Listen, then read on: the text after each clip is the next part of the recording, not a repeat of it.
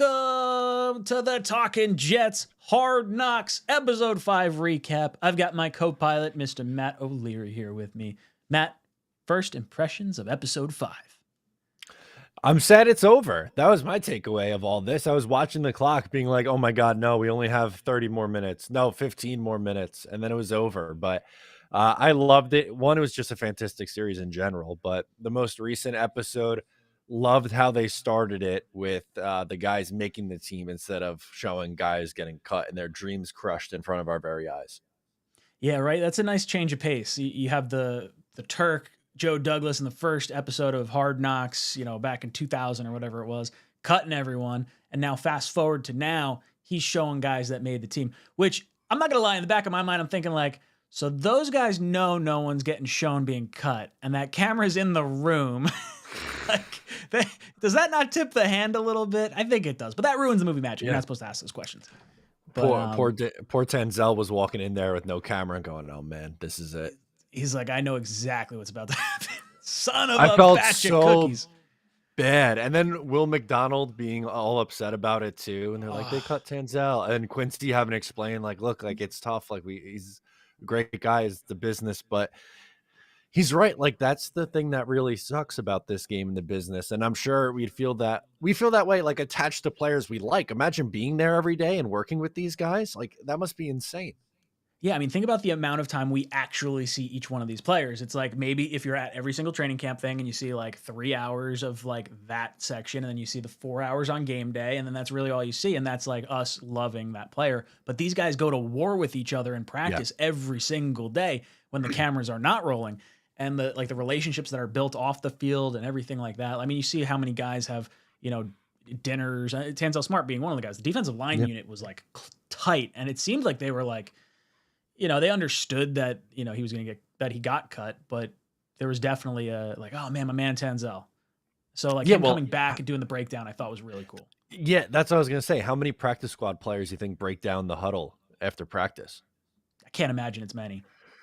It just goes to show you, like, I don't know how well respected he is in that room as a vet. And I'm glad I'm sure, you feel the same way, but I'm glad he's back on the practice squad. I think he's like really, really nice depth. If unfortunately you get a couple injuries on the interior, I'm all good with bringing Tanzel up. Yeah, I really hope we don't have to see him at all, but I really like that he's on the, on the back burner for us, in worst case scenario, because he showed out in preseason. I thought he was like a solid player, and it's, he could have gone to anyone else's team as far as like, practice squad goes. He might have a better shot at like wowing one of those coaches and getting on, but he said like, I know the coaches, I know the players here, and I know the playbook. Like this is where I want to be. And I feel like that culture is part of what Douglas and Salah have brought here. And you're seeing that with, obviously DJ Reed and Laken Tomlinson, Aaron Rodgers, like all these guys that want to come play for New York. It's not just because of, hey, they're paying us the most money. It's, hey, I want to be there because I want to be a Jet. And I think you saw that with Tanzel Smart. You saw it with some of these other guys. Yeah, he likes it. And I don't know, like this group, and I felt this way throughout the entirety of the series, but even in this episode with how they talked about Tanzel Smart and how much, guys like Randle Cobb and Aaron Rodgers love Xavier Gipson and Jason Brownlee, and they all go to the MJ thing. Like they just feel like a very tight-knit group, which is really cool.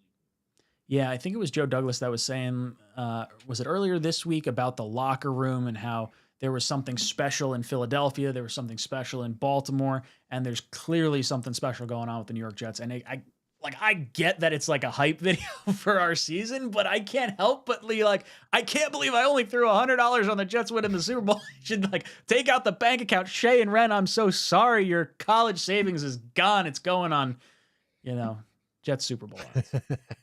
That's I love it. Yeah, it's hard not to get that amped up and think that way after. And that's, as you mentioned, that's the whole point of the show. That's what they want to do. But it's going to be a special season. Like it's been a really long time coming. And, I want to make sure I personally, and I guess all Jet fans this way too, but like just enjoy each step. Like I don't want to look too far ahead. Like I want to enjoy opening night in Buffalo, and then I want to enjoy week 2 against like every step in the road to get to wherever it goes.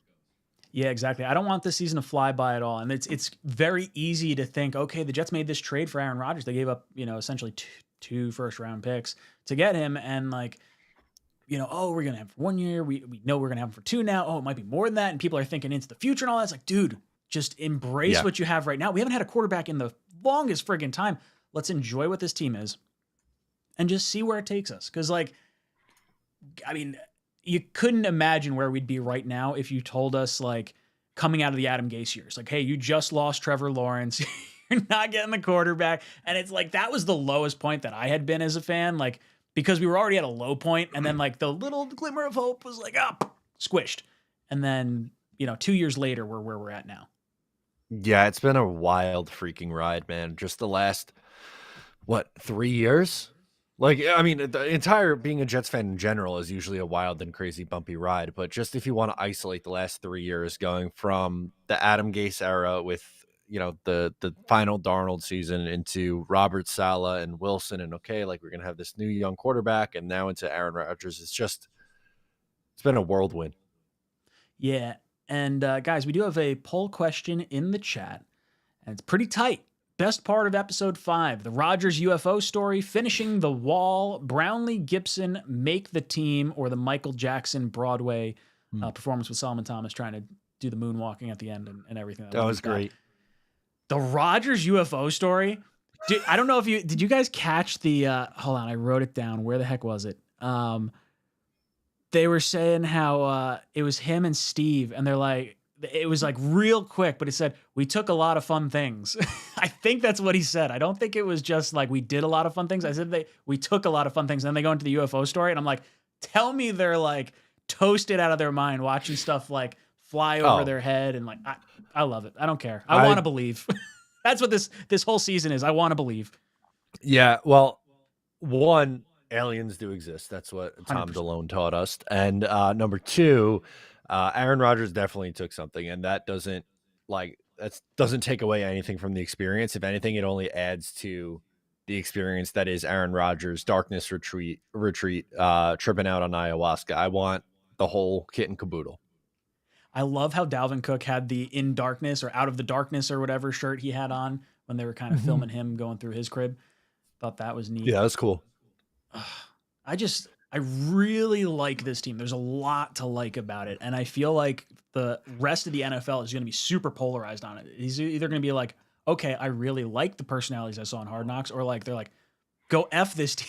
They're like a bunch of, jazzed up jerks that just haven't won anything. We haven't done anything yet. But like, why do we have this sense of confidence? Like, I feel overwhelmed with confidence. I feel like we can win any friggin' game this season.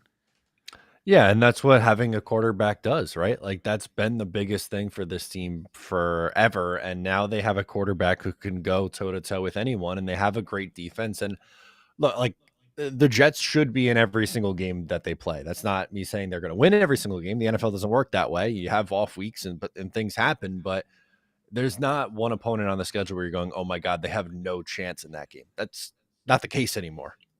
Yeah, no, there's not one overwhelming opponent. Like, the ones that you're nervous about are Super Bowl teams. Like, it's the Chiefs, it's the Eagles. Like, those are the teams. Yep. I mean, look, you're nervous about every game because you want to come out on top, obviously. But this team overall just feels different than what we've had in the last few years. And I feel like they're buying into it. And it goes back to the culture side of things, getting a bunch of captains in here. I see a bunch of milk thumbs over there. I guess I'll throw one out there for you.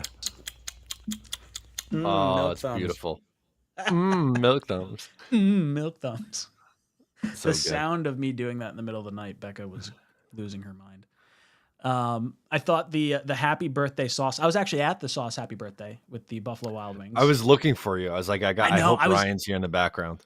I had a video that I shot of it, and I was like behind the Hard Knocks camera as they panned to like the Gotham City crew doing the jet chant. And I was like, I know where I am in this video.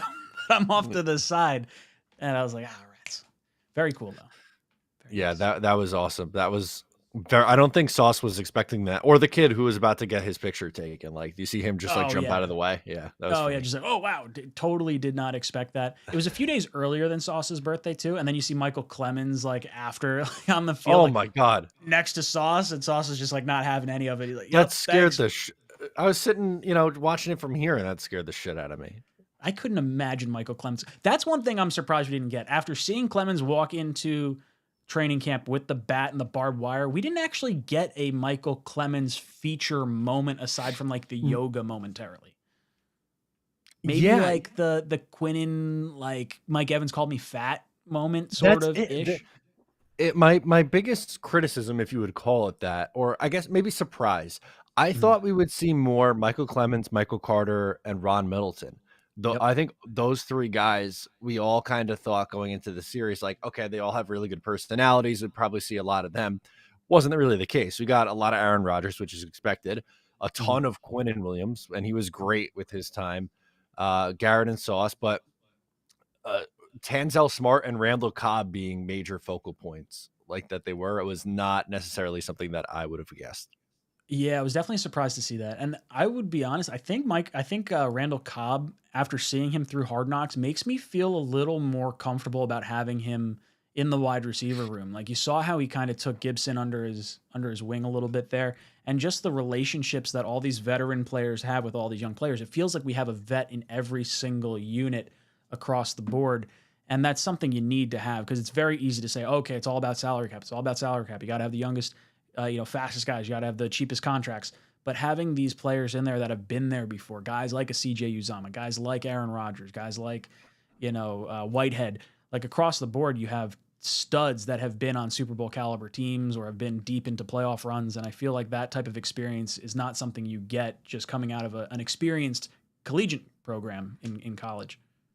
No, I think there's definitely value to it, and I don't think he's like nearly washed. I'm going to be honest. I don't love him as like a wide receiver 3 at this point in his career. I'm much more comfortable with him being like the 4th or 5th receiver. But I think he's going to be more involved than people think, and I don't think it's going to be a terrible thing. Like it's not going to be like, oh my god, I can't believe they're force feeding him the ball. But I think he'll be a useful depth piece.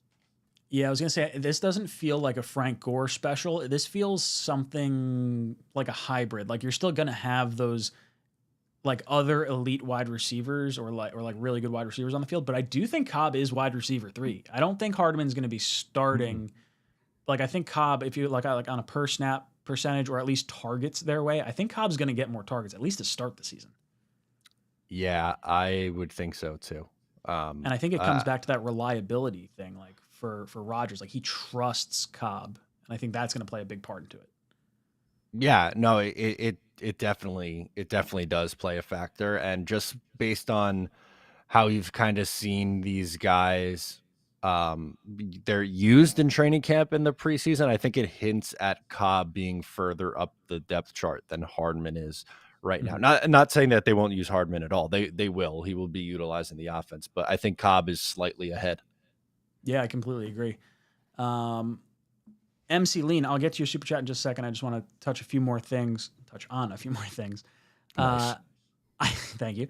I really like how close everyone is with Hackett. Like Hackett going to the musical with the guys and seeing how much they pal around, and Uzomah at the end with the getting his hair dyed. Oh, Hackett's going to love this. Like those guys buy into Hackett. Like as much shit as he got in Denver, and maybe he's not head coaching material, I love him from a personality perspective in our locker room. Yeah, well, that's 1,000% true. And it's something we've said pretty much since they hired Nathaniel Hackett, is that some guys are just not built to be head coaches, and it's very, very possible that he's just a good coordinator, which is fine. Like there's value in that. Being a good coordinator is not an easy thing to do, but his energy is just so palpable. Like you just watch him on the screen, and it's so easy to see why players like him. He's a very likable character, and that shows too why so many people had such a strong reaction to with everything that Shawn Payton said. Yeah, because they love the guy. They can't get enough of him. So they'll go to war for him, and man, I can't wait for that Week 5 game. Dude, Week 5 is gonna be wild. Did you see the thing Shawn Payton did? He played a video of a Bronco flying over a cliff and exploding. That was last season. We're gonna forget that. And like, did he actually? He did, yeah. I'm like, wow, that's as much as I like dislike Shawn Payton and everything that he said about Hackett and stuff. He's got an interesting way about himself. I just hope we, lay into him a little bit. I don't want I don't want a close game. I want let's drive home the point a little bit. You're gonna feel it. That's what I want to see. Yeah, me too. Other stuff. Gibson, I like the wide receiver coach Asiani saying, you have a high give a shit factor. Big fan of that quote. That was a fun quote to have. I was like, wow, that applies to a lot of other things, not just football. No, I've never heard that before, but I like it. That's not a phrase that I was familiar with, but I think we should use that in our vernacular. I think we definitely should. I really liked, now the Mount Everest thing from Salah was like fine, but I really liked the, you know what I hate when coaches say when you come out to the 50-yard line, wow, you play hard. Fuck you. I want to fucking beat your ass. I want to fuck you up. Like, that was cool. That was really neat to see from Salah. Yeah, and another one that players love, and easy to see why. He is very, very well respected in that locker room and around the league, and he's right. Like, from him, like, especially losing 6 games in a row, and I'm sure during that stretch, is like, man, like, if only that offense could come around, like, you guys would be a team. He's like, he don't want to hear that. He wants to win. He's tired of losing. Oh yeah, and just from like he's such a peppy guy too. It's got to be hard as hell on a 6-game losing streak. Like, what are you saying to your team at this point? Like, it's clear as day. Anyone that watched the Jets last season, that offense was just not where it needed to be. Yeah, but it shows. This coaching staff overall, Hackett, Salah, like literally everyone across the board. It seems like they're all very fun coaches to be around. I mean, heck, even go down to Ron Middleton. We're talking about wanting to hear the tight ends coach on Hard Knocks all, the last 5 weeks. But, it goes to show just how much I think the fan base likes this team and the team likes this team. I think they're likable. They have a target on their back. It's very obvious all off season, and we've heard it online from other fan bases. They have a target on their back, but I think there's a lot of likable characters on this team. Did we miss the Kuchi board? Was there any mention of the Kuchi board in episode 5? I don't think there was. I was looking for a shirt. I was looking for any comment, anything about it. I don't think we got it. I think they ditched the bit after 4 episodes, but I was shocked we got that many. Yeah, it was funny the first time. And even when they brought it back in, like when they actually ate a charcuterie board, yeah, that's where it should have ended at that moment. Yeah. I think that's fair. Other stuff that I saw in here, I like how they go back to the Aaron Rodgers saying enjoy the little moments, because I think that's important. One, like going through the whole series and enjoying all the little aspects of every bit of the team, but just going through each day. And we sort of talked about at the beginning of this, like, hey, enjoy this while you have it. We don't know how long we're going to have Rodgers for. We've had bad football year over year. Don't go looking ahead to the next week's schedule. Like, look at each game as it comes, take it for what it is, enjoy the coverage that we're going to get throughout the season. It's just something to really soak up and enjoy, because it has not happened very frequently in our fanhood. No, not at all. And that's what you were saying too. Like, you don't want to rush it. Like, this is something that we've been waiting for all offseason, pretty much since they were eliminated in Seattle, right? The conversations went, who's going to be the quarterback for this team next year? And they figured it out. It took a while for the trade to go through, and then he shows up, OTA's training camp, and it's arrived, and let's just enjoy each week. I really enjoyed Quinnen overall throughout this entire series, and the last little bit we got of him was, you only love me because I get sacks. Yes. Like walking away from the camera. Well, I mean, that's a big part of it. That's a big part of the reason why I love him. He's also a very nice kid and a likable person, but yeah, him getting after the quarterback is a huge reason for it. Yeah, absolutely. I really like 𝐒𝐿𝐫𝐞𝐿𝐫𝐢 a lot too. He's a fun personality to just watch. And like at the end when they're showing like everyone and 𝐒𝐿𝐫𝐞𝐿𝐫𝐢's just like peering out from behind people, looking directly into the camera. And one of the things like in showbiz, now this isn't really showbiz, I guess, but one of the things in showbiz is you never look into the camera, and he's just yeah, you're not supposed to eyeballing it every time. You're breaking the fourth wall. Yep. Thought that was really good. What else do I have on here before we open it up to the chat? I thought Solomon Thomas explaining to Tanzel Smart the play. It's like a live movie. Yeah, I loved how into the play Aaron Rodgers, Solomon Thomas, and CJ Uzomah, like those three were like so into it. Like, I was just like mesmerized watching them be mesmerized by this play, like just of how intense, because that's like, I get it. Like people have hobbies outside of football and stuff like that, but you don't like picture like these NFL athletes like being there, be like, oh my God, I can't wait to watch this play. Like it was last year or 2 years ago when they did the feature on Carl Lawson on One Jets Drive, and he's like a huge anime guy and was like Dragon Ball Z and stuff. Yeah. I was like, that's not what I expect at all from these guys, but it's so funny to me. Oh yeah, I mean it's totally bizarre where you're looking at them in their full like uniform and pads and everything. And these guys are gladiators. Like, oh, they probably eat like tire irons for breakfast. And you know they don't have any sort of fun emojis in their phone because it's all serious and like legit. It's like, no, these guys are like watching anime and going to Broadway shows, and it's like wait, you're people? Wait a second. Like it's nice to have that human connection. I'm with you. It was really cool. Such a really good series. I loved all the behind the scenes looks that we got in this. I feel like I know this team and their individual personalities so much better now. Yeah, and I really like we harped on it before too, but Aaron Rodgers kind of grooming other players, and not even just the Zach dynamic with him, but you know, he talks to Dalvin Cook. He's, hey Cookie, give me a tick longer right there. This is why I would need that, you know, to happen. This guy's coming around a little quicker. Like those little aspects, because Rodgers helping the offense, the defense, the wide receivers, the running backs, like literally every position group. This guy has changed the culture. Yeah, he's the biggest reason for it. I mean, there's been a lot of change, and you could point to, was it Joe Douglas or was it Robert Saleh? And it's a little bit of everything, but I think Aaron Rodgers coming in here really changed the standard of this team. Completely agree. Let's see. We're going to hop into some comment questions. MC Lean says, was worried with the Uzomah bleached hair after the Berrios implosion when he went all Slim Shady. Hopefully the green hair works. Yeah, I like that. You know, it never even like occurred to me that that's why he did that with all the, because Berrios had the bleached hair too. Is he still? That's right. He may. I can't say that I've kept up with Braxton Berrios' hair after leaving, but I saw the picture of Uzomah at the U.S. Open. I thought it looked more blue now. Like in the original on Hard Knocks, it looked green at the time, but yeah, it looked a little blue to me. I don't know how it's going to look on the field. Hopefully, very good. Yeah, I want to see bright fluorescent green. That's how CJ had green hair for a little bit, didn't he? I think so. I think he did.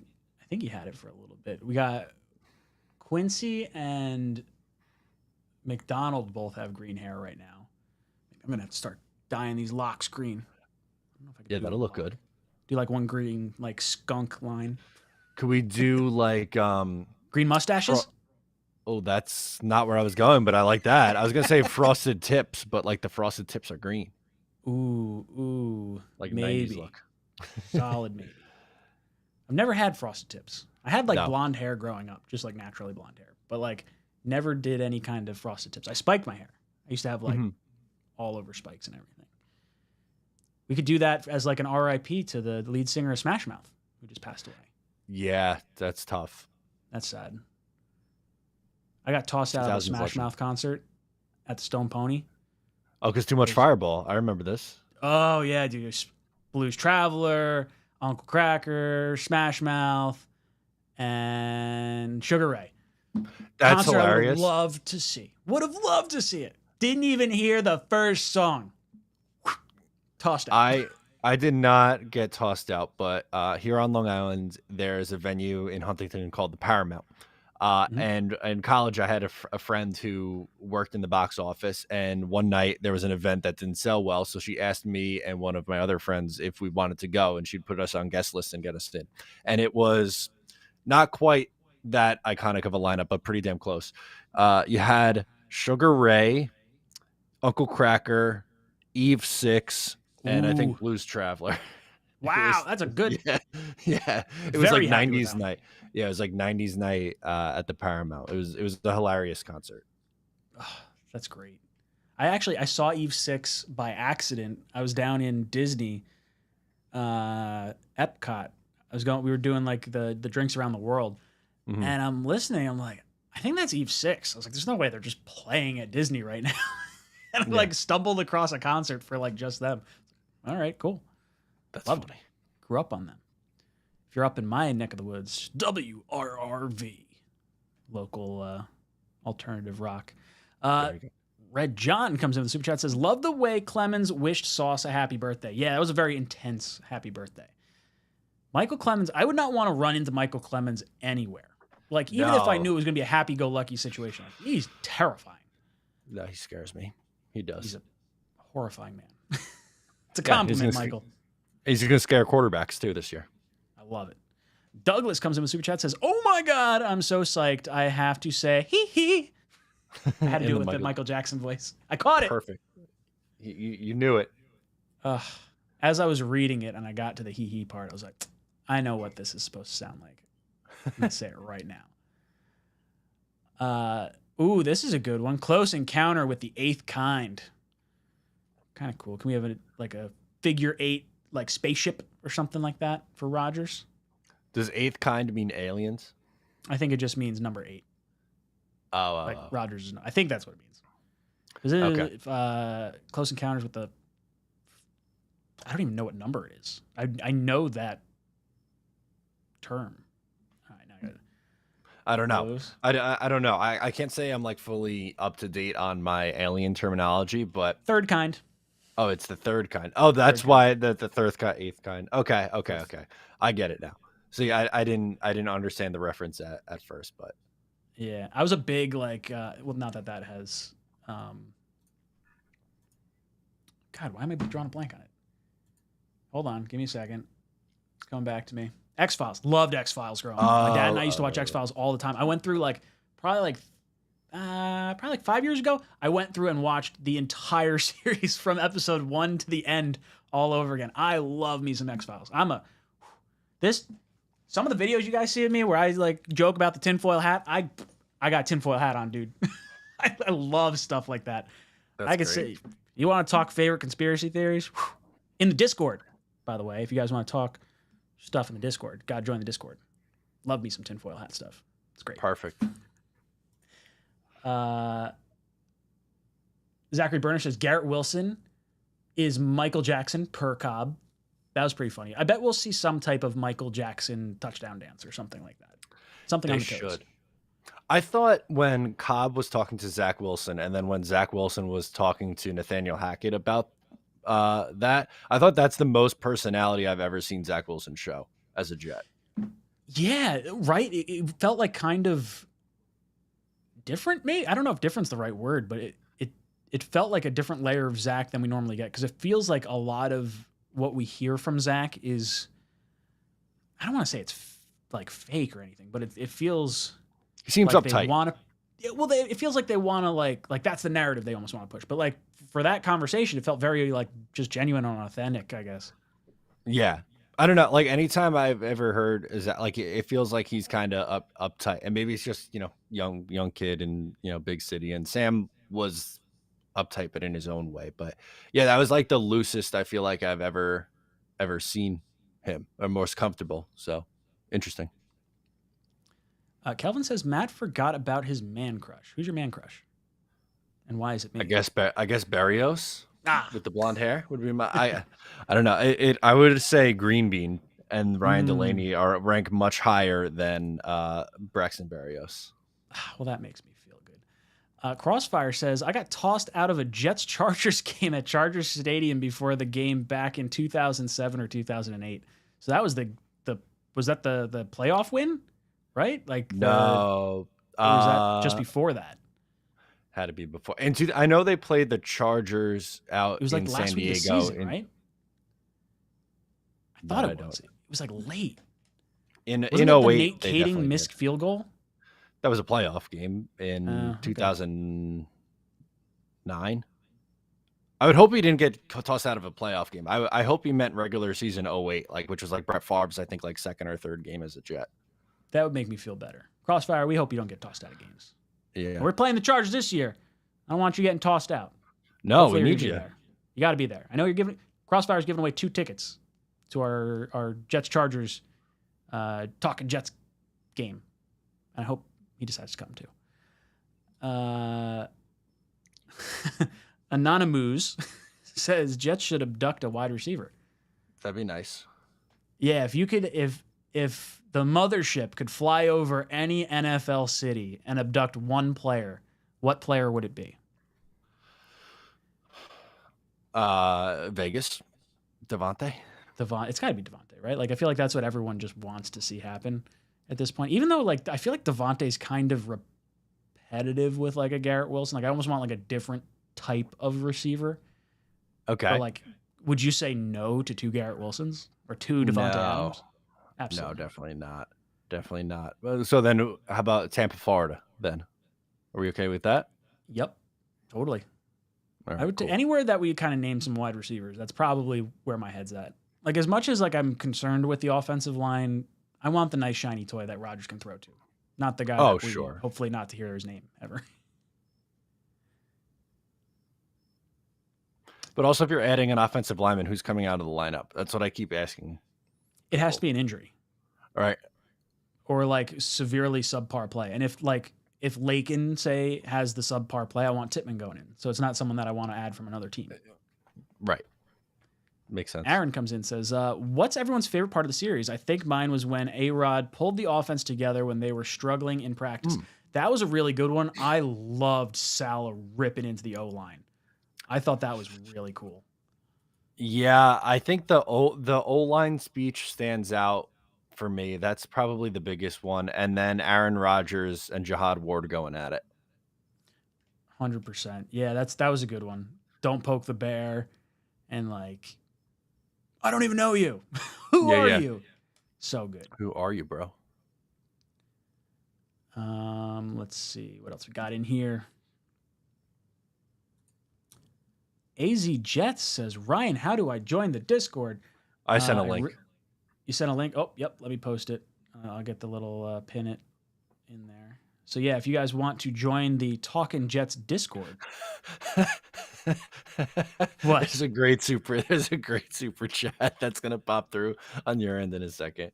Green Bean definitely in jail after snitching on himself.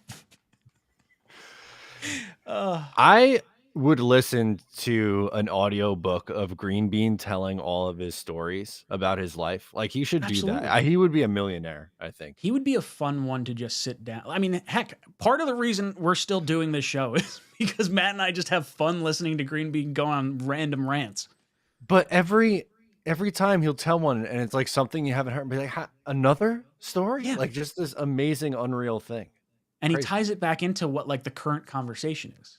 It's incredible. Did I ever tell you the time I did insert random story here? Crazy, insane stuff with like this crazy person that no one would ever expect you to be hanging out with. I mean, some of the industries that Green Bean has been in, wild. He's so probably, if I had to say like most interesting people that I've had the privilege of meeting, he is right at the top of the list. I don't know if I could name like 3 other people that would be in that same category. No, not at all. Sorry, Matt. You're not in that category. No, I wouldn't. In a level I of would his not. own. I wouldn't put you in that category either. I just think, again, the stories is just unbelievable. I see bearded VTR. Green Bean is the new Dos Equis guy. I would say that's pretty accurate. Most interesting man. Crossfire says, Mrs. Crossfire said all of Salah's speeches, they are motivational and inspiring. Yes. Hard agree. They are. Chrome says, Ryan, what do you think about the Magic Dragons for the D-line? Rodgers saying he wants to become the Dragon plus Huff the Magic Dragon. I see where you're going with it. I think that sounds not as like aggressive enough. I feel like Magic kind of takes some of the like edge off Dragon, I feel like. A little bit. Right or wrong? A little bit. No, I agree. Huff the Magic Dragon's kind of funny though. I like that as as like our own personal nickname for Will McDonald. Yeah, I Will like McDonald the Huff. or Bryce Huff? Huff the Magic Dragon, right? Why did I say? You said did Will he McDonald. mention Will McDonald? I don't know. I meant Bryce Huff. Sorry, it's late. This is our second stream. Yeah, I meant. Yeah, we are hitting our half-hour mark. So, boys and girls, thank you so much for tuning in with us. Make sure you hit that like button. Give us a little bit of the milk thumbs. Milk thumbs. But it's been a lot of fun watching Hard Knocks with all of you guys and recapping it here afterwards and really digesting everything. This is just priming the pipes for what's going to be an epic Jets season this year. Matt, any last words on Hard Knocks? I loved it. It was a lot of fun watching. It was a lot of fun breaking it down with you guys after the fact, and I am just so ready for NFL football. Boys and girls, it's been a lot of fun hanging out with you. We'll be back here next week, Tuesday, 8 o'clock to 10 o'clock, breaking down how the Jets are putting down a beat down on the Bills and how we are coming away on a victory Tuesday. That's what's going to happen, boys and girls. We will see you back here, 8 o'clock, 10 o'clock. This is Jets Talk, signing off. JETS! JETS! Jets!